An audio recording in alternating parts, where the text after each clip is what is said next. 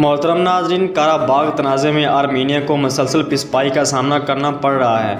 आज़री वज़ारत दफ़ा की जानब से काराबाग रीजन में आर्मीनी फ़ोर्स पर किए गए ड्रोन हमले की वीडियो जारी कर दी है।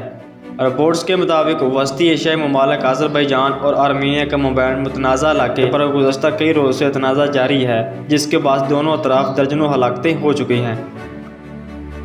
अज़रबैजान की जानब से जंग बंदी के बावजूद आर्मेनियाई फ़ौज पर ड्रोन हमले किए गए, जिसकी वीडियो भी जारी कर दी गई है। ड्रोन हमले की फुटेज अज़रबैजान की वज़ारत दिफ़ा की जानब से जारी की गई है, जिसमें नस्ली आर्मेनियाई फ़ोर्स पर ड्रोन के ज़रिए मिसाइल फायर होते देखा जा सकता है। आज़री वज़ारत दिफ़ा ने दावा किया कि अज़रबैजान की फ़ौज ने आर्मेनियाई फ़ौजी हार्डवेयर के 22 टुकड़े कर दिए हैं, जिनमें 4 गड रॉकेट लॉन्च और 10 तोपें शामिल हैं। ख्याल रहे कि नागोर्नो काराबाग अज़रबैजान के अंदर वाक़या है, लेकिन 1994 में एक जंग के खात्मे के बाद से आर्मेनिया की हमायत याफ्ता नस्ली आर्मेनियाई फ़ौज के कंट्रोल में है।